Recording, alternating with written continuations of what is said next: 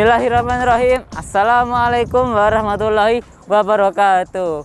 Selamat pagi anak-anakku kelas 7 SMP Muhammadiyah Al-Kausar Program Khusus Kartasura. Bagaimana kabar kalian? Alhamdulillah baik ya. Sebelumnya perkenalkan dulu, nama saya adalah Ivan Hanif Saifullah, bisa dipanggil dengan Pak Ivan. Sekarang Pak Ivan sedang berada di Desa Parangtritis, Kecamatan Kretek, Kabupaten Bantul, Provinsi Yogyakarta.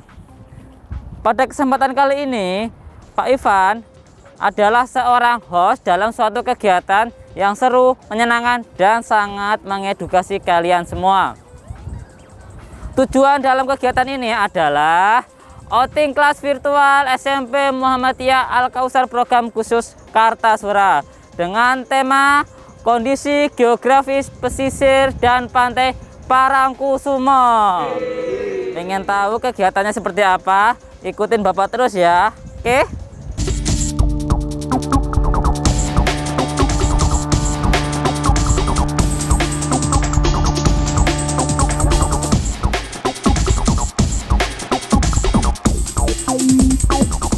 Anak-anakku yang dirahmati Allah Subhanahu wa Ta'ala, kita mulai dari pesisir dulu ya. Sekarang Bapak sedang berada di tengah-tengah sendum. Apa itu sendum? Sendum itu diambil dari bahasa Inggris yang artinya gumuk pasir. Apa itu gumuk pasir? Kata gumuk diambil dari bahasa Jawa yang artinya gundukan. Sehingga gumuk pasir adalah gundukan-gundukan pasir yang berkumpul dalam jumlah yang banyak dan luas yang dipengaruhi oleh angin.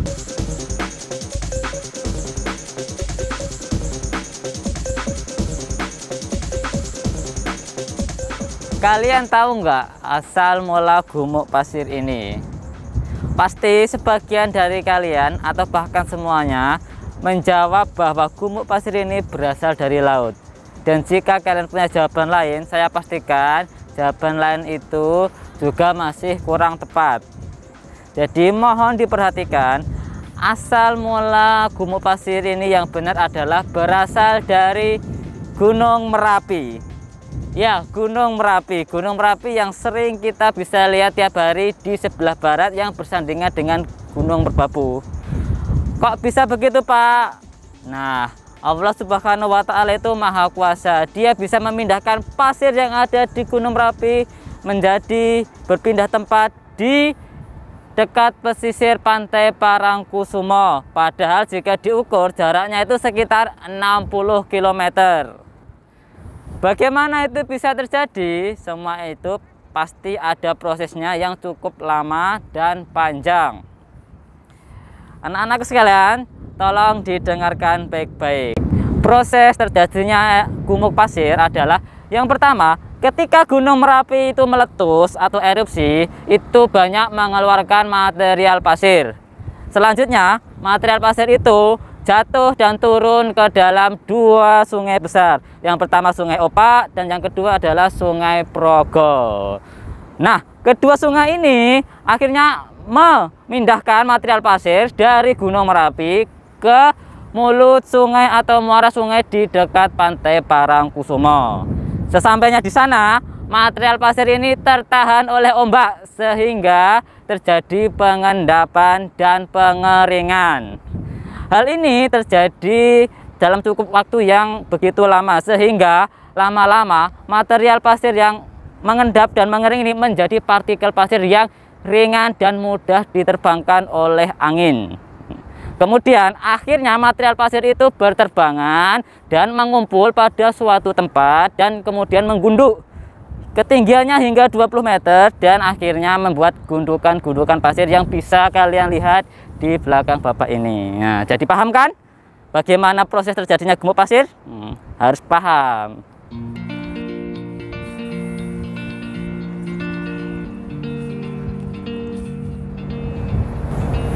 Anak-anakku yang saya banggakan, ternyata gumuk pasir ini mempunyai keistimewaan yang sangat luar biasa.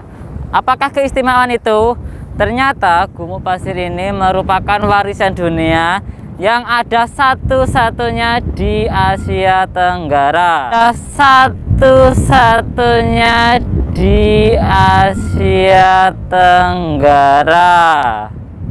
Kemudian gumuk pasir ini juga mempunyai bentuk-bentuk yang khas. Umumnya bentuk gumuk pasir di Yogyakarta ini adalah berbentuk barjan alias bulan sabit.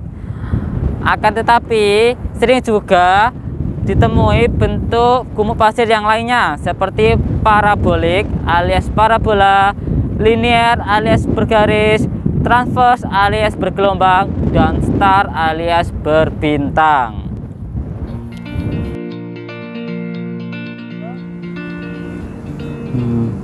Anak-anakku yang luar biasa, kalian tahu nggak perbedaan pasir gumuk pasir di Yogyakarta ini dengan pasir yang lainnya?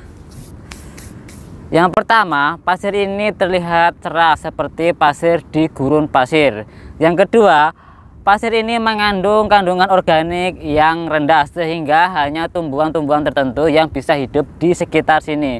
Yang ketiga, meskipun ini terlihat seperti gurun pasir dan bahkan orang-orang Indonesia menyebutnya ini adalah padang pasir di Indonesia, sebenarnya ini berbeda.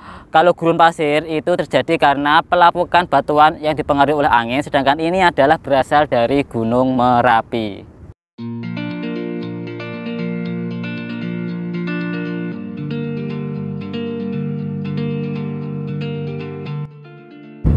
Anak-anakku yang berbahagia, sekarang kita mencoba di pinggiran gumuk pasir. Mari kita lihat ada apa saja sih flora dan fauna di sekitar sini. Untuk faunanya biasanya sering kita jumpai adalah binatang reptil, contohnya kadal dan ular. Selain itu juga ada arthropoda, contohnya kepiting laut.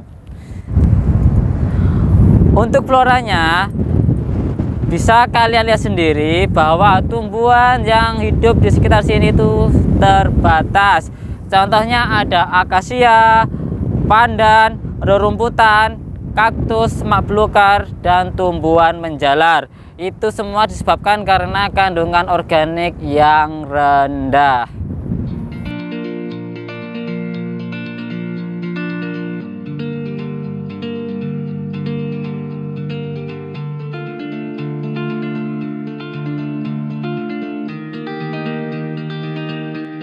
Gumuk pasir ini ternyata ada museumnya.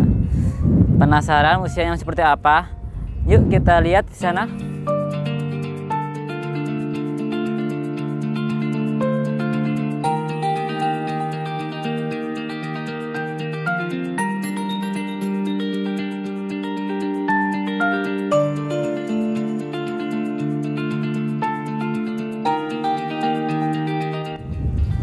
Halo anak-anakku yang soleh dan solehah, sekarang Bapak berada di Geomaritim Science Park atau Museum Gumuk Pasir.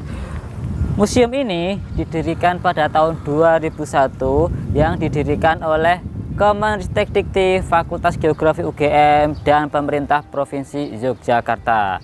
Tujuannya adalah untuk melestarikan keberadaan gumuk pasir di Yogyakarta, mengingat gumuk pasir tersebut merupakan warisan dunia yang ada satu-satunya di Asia Tenggara. Akan tetapi mohon maaf, berhubung ini masih dalam kondisi PPKM, museum ini tidak bisa dikunjungi secara offline. Akan tetapi berhubung ini masih dalam kondisi PPKM, kita tidak bisa melakukan kunjungan secara langsung ke museum. Namun dari pihak museum memberikan fasilitas kunjungan online melalui Zoom. Untuk pendaftarannya bisa melihat di sebelah kanan Bapak ini. Oke, saya rasa untuk eksplorasi tentang gumuk pasir ini sudah sangat kompleks ya. Selanjutnya akankah lebih baik kita pindah eksplorasi ke pantainya atau lautannya. Jangan kemana-mana ya, tetap ikutin Bapak ya. Mari kita pindah tempat dulu.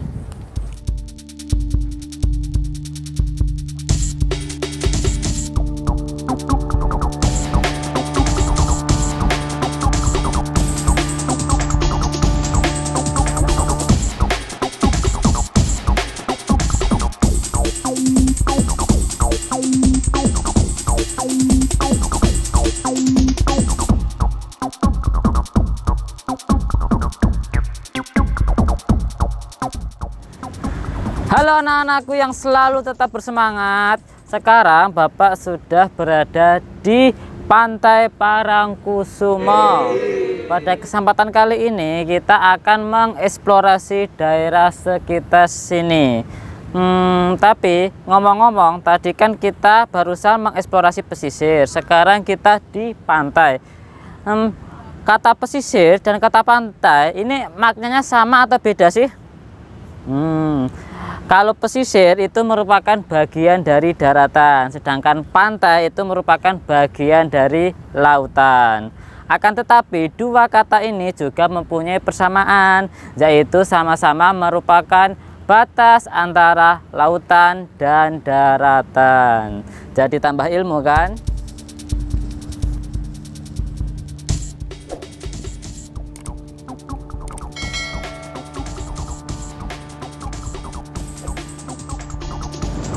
Kemudian di pantai pesisir Parangkusumo ini juga terdapat flora dan fauna yang sangat mengagumkan. Untuk floranya biasanya itu ada pohon kelapa, semak belukar, rerumputan, dan daun pandan. Sedangkan untuk faunanya itu lebih banyak sejenis arthropoda, contohnya kepiting laut, bulu babi, siput laut, ubur-ubur, dan kelomang. Di Pantai Parangkusumo ada berbagai manfaat untuk masyarakat sekitar. Umumnya itu adalah digunakan sebagai pariwisata, nelayan, dan perdagangan. Akan tetapi mungkin lebih baiknya kita coba tanya salah satu nelayan yang ada di pantai ini, biar kita jadi lebih rinci lagi bagaimana kondisi sosial ekonomi di masyarakat sekitar sini. Oke.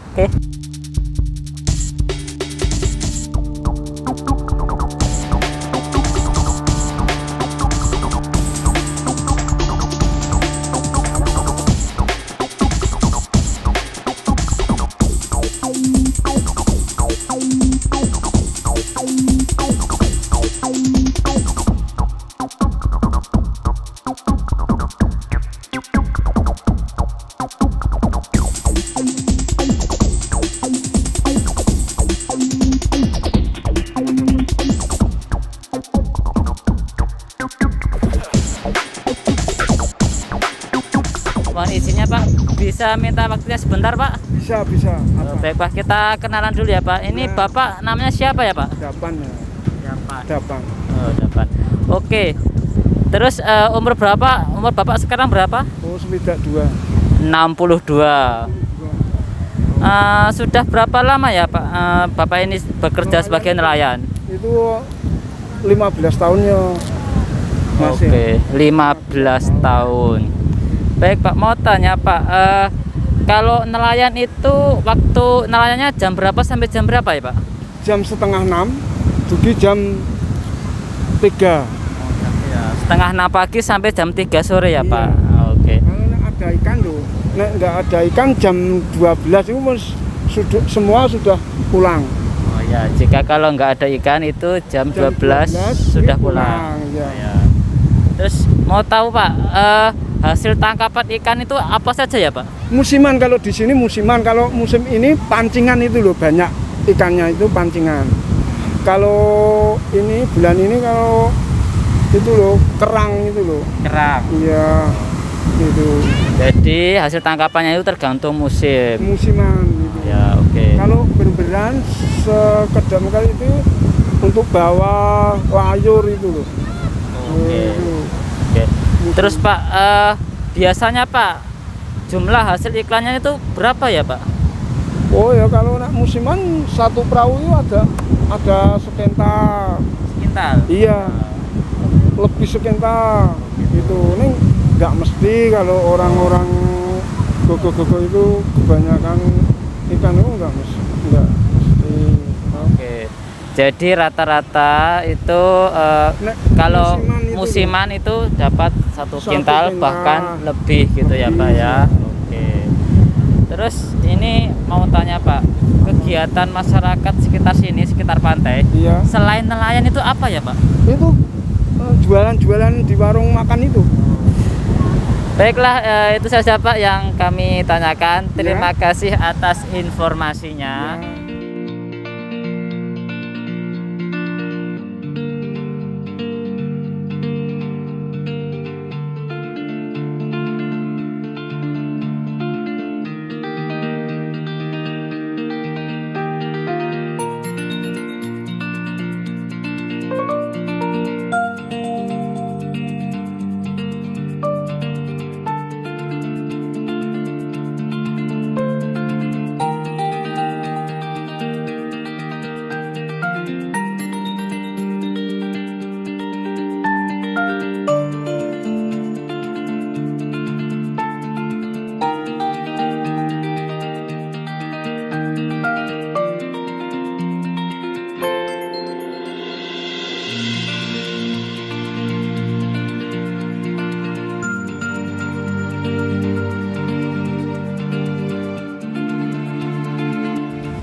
Baiklah anak-anak, itulah hasil wawancara Bapak dengan seorang nelayan ya.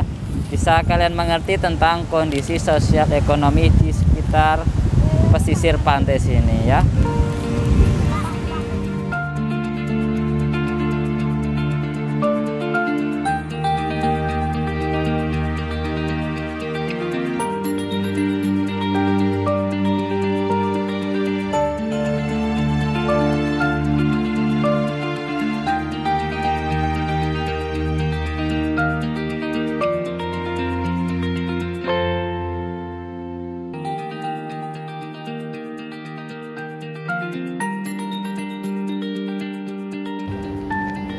Perlu kalian ketahui, nelayan merupakan sebuah pekerjaan yang sangat mulia. Bahkan Allah Subhanahu wa Ta'ala mengabadikannya dalam surat Al-Jaziyat ayat yang ke-12.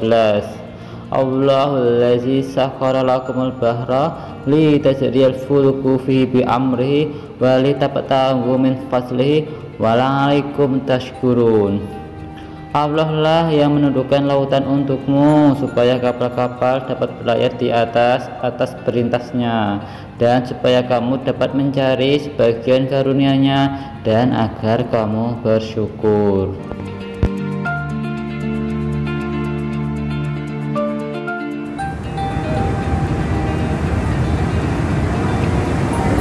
Sekarang Bapak sudah berada di salah satu warung di pesisir pantai yang menjual makanan seafood. Inilah salah satu kondisi sosial ekonomi di pesisir pantai.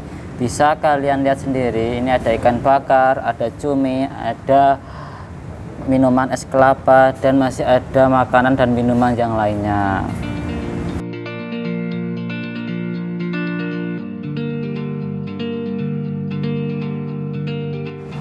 Oke anak-anakku sekalian yang Bapak Ibu Guru banggakan, tak terasa seharian kita telah mengeksplorasi daerah pesisir dan pantai Parangkusumo.